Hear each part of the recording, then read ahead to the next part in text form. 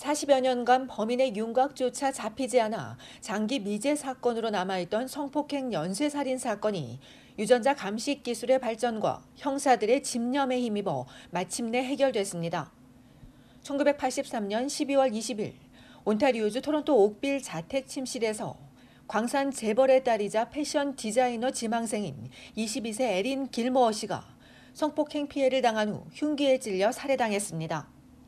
넉 달 앞선 8월에는 사회복지사로 10대 자녀 넷을 둔 싱글맘 45세 수잔 타이스 씨가 그레이 스트릿에 있는 자택 침실에서 성폭행 당한 뒤 수차례 흉기에 찔려 피살됐습니다. 당시 사회에 큰 충격을 준 사건은 하지만 용의자를 특정할 만한 증거가 발견되지 않아 장기 미제 사건으로 남았습니다. 범행 후 17년이 지난 2000년 현장에 남긴 범인의 DNA를 통해 두 사건이 동일범의 소행이란 걸 알아냈고 이후 유전자 감식 기술의 빠른 발전은 사건 해결의 실마리가 됐습니다. 2019년 가족 DNA 수사기법을 적용한 경찰은 유전적 형질이 비슷한 사람들의 정보를 확보해 가계도를 역으로 그려가며 용의 선상을 좁혀갔고 3년을 추적한 끝에 용의자 DNA 대조를 통해 혐의를 입증할 수 있었습니다. 그렇게 지난 24일 자택에서 무순이 경찰에 체포된 61세 조셉 조지 서더랜드는 토론토 경찰에 인계돼 2건의 1급 살인 혐의로 입건됐습니다. 경찰은 서더랜드가 단 한 번도 용의 선상에 오른 적이 없었다며 유전자 분석 기술이 아니었다면 붙잡을 수 없었다고 밝히고 다른 미제 사건과 관련이 있는지도 함께 조사할 계획이라고 덧붙였습니다.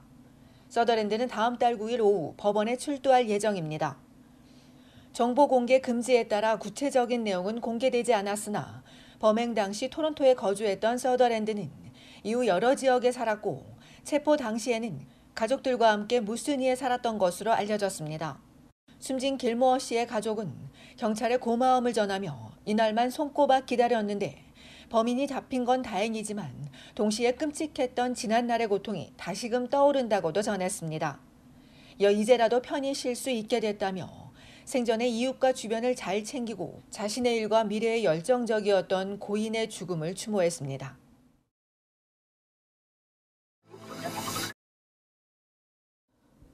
온타리오주 욕지역 경찰이 주거 침입이 급증하고 있다며 경보를 발령했습니다.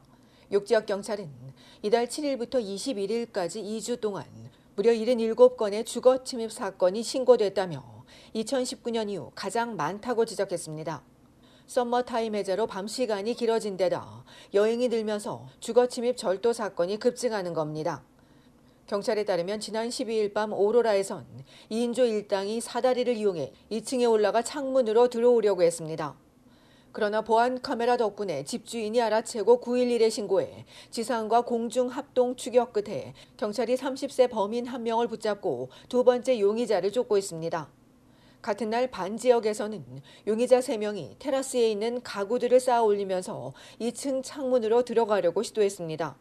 그러다 경찰이 출동하자 도망쳤고 이 사건의 용의자들은 아직까지 잡히지 않고 있습니다. 이 같은 사건은 광역 토론토 전역에서 발생하고 있는데 이들은 특히 알람 등이 설치되지 않은 2층 침실이나 욕실 창문을 통해 침입하고 있습니다. 이에 경찰은 연휴 기간 동안 피해를 예방하려면 단단한 잠금 장치로 2층 창문 등을 포함해 현관과 모든 창문을 항상 잠궈야 한다고 강조했습니다. 또 문제가 생겼을 때 경고해 줄 수 있도록 보안 카메라 등을 설치하고 휴대전화와 연결할 것을 덧붙였습니다. 이외에 밤이면 집안에 불이나 조명을 켜 집안이 비어있지 않다는 것을 알려주고 집을 비울 때는 친한 친구에게 우편물 수거를 부탁하고 드라이브웨이에 주차할 것도 권장했습니다. 이 밖에 놀수욕에서는 지난 8일부터 14일까지 일주일 동안 15건의 주거 침입 사건이 발생했고 그 전주에도 15건이 있었습니다. 윌로우데일 웨스트에선 지난 12일 토요일 밤 10시 에버츠포드 로드와 홀시엠 애비뉴에서 1건이 발생했고 뉴튼브룩 웨스트와 이스트 지역에서는 3건이 발생했으며 놀수욕 랜싱 웨스트게이트 지역에서도 3건의 주거 침입 사건이 있었습니다.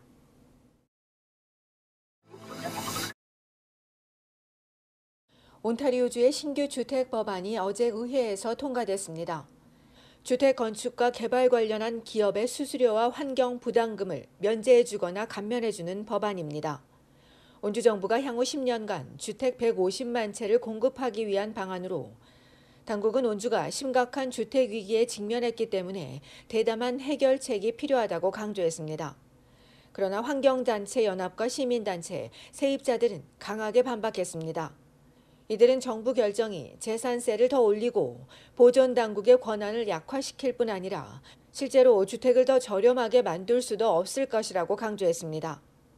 환경단체는 이는 시작일 뿐 수년 동안 정부에 제기해온 문제는 전혀 고려하지 않은 결정이라고 비난했습니다.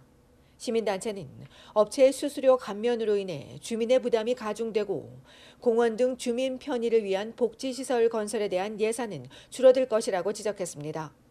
세입자 단체는 정부가 저렴한 주택 공급을 늘릴 것이라고 했지만 실제 공급이 될지는 미지수라고 우려했습니다. 특히 이번 법안이 통과되면서 토론토시 등 지자체는 도로와 상하수도 건설에 드는 수십억 달러의 심각한 세수 손실이 예상됩니다. 토론토시는 이번 법안으로 연간 2억 3천만 달러의 세수 손실이 전망됩니다. 이에 존토리 토론토시장은 재발 기업에만 이익을 챙겨줄 뿐이라며 지자체에 심각한 영향을 초래하는 건 말도 안 된다고 지적했습니다. 동시에 그린벨트 해제 및 5만 호 주택 건설에 대해서도 문제가 제기됐습니다. 보수당에 기부한 일부 개발업자들이 이번 법안 덕분에 큰 혜택을 볼 것이란 겁니다. 또 개발업자 가족 등 일부는 이달 초 정부 발표가 있기 얼마 전 토지를 구입한 것으로도 알려졌습니다. 이에 온주감사원의 수사를 촉구한 야당은 대다수 온주민은 이번 법안의 혜택을 받지 못할 것이라며 임대주택 공급을 늘리고 임대료를 통제할 것을 정부에 촉구했습니다. 시민단체도 정부에 투명한 정보 공개를 요구했습니다.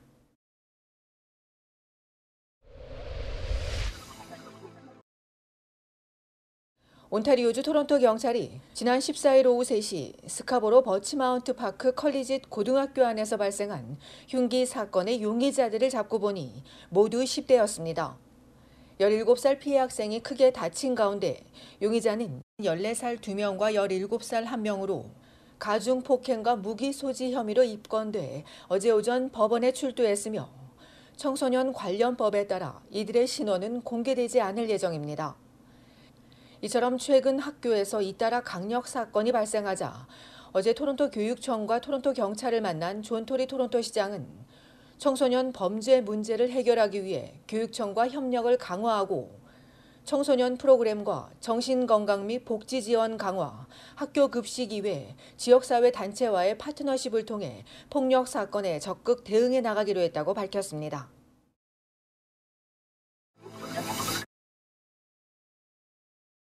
온타리오주 토론토 경찰이 묻지마 폭행 용의자를 공개 수배했습니다. 경찰에 따르면 여성 용의자는 지난 일요일 아침 9시쯤 댄포스와 콕스웰 애비뉴에서 마주오던 60대 여성을 아무 이유 없이 양손으로 밀쳐 바닥에 넘어뜨렸으며 걸어가다 갑자기 공격을 받은 62세 피해 여성은 병원으로 옮겨졌지만 생명이 위중한 것으로 알려졌습니다. 경찰은 30대 중반의 용의 여성이 범행 당시 노란색 자켓 안에 흰색 후드 스웨터와 청바지를 입고 주황색 운동화를 신었다며 로즈 애비뉴 남쪽 방면으로 걸어가는 여성의 모습을 공개하고 이 여성에 대해 알고 있는 시민들의 적극적인 제보를 요청했습니다.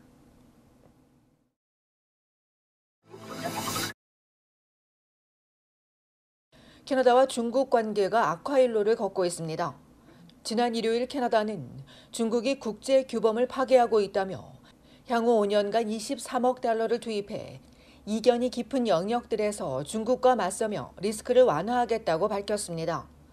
이와 함께 인프라와 자원, 기술 공급망, 지식재산권 등을 보호하기 위해 외국인 투자 관련 법률을 개정, 중국 국영기업의 캐나다 진출을 차단키로 했다는 내용의 인도 태평양 전략을 발표했습니다. 그러자 캐나다를 미국의 속국이라고 비하한 중국 외교부는 캐나다가 마음대로 행동한다면 경제적 보복 등 단호한 조치를 취할 것이라며 국익을 훼손하는 위험한 결과를 초래할 것이라고 경고했습니다. 양국 관계는 2018년 멍완저우 화웨이 부회장 체포로 악화됐고 지난달엔 캐나다 리튬 업체들의 투자 중인 중국 기업 3곳의 투자를 철회하도록 명령했고 최근 주요 20개국 정상회의 행사장에서 언론에 보도된 대화 내용을 들어 시진핑 국가주석이 저스틴 트루도 연방 총리에게 문제를 제기하자 설전을 벌이면서 더욱 냉각되고 있습니다.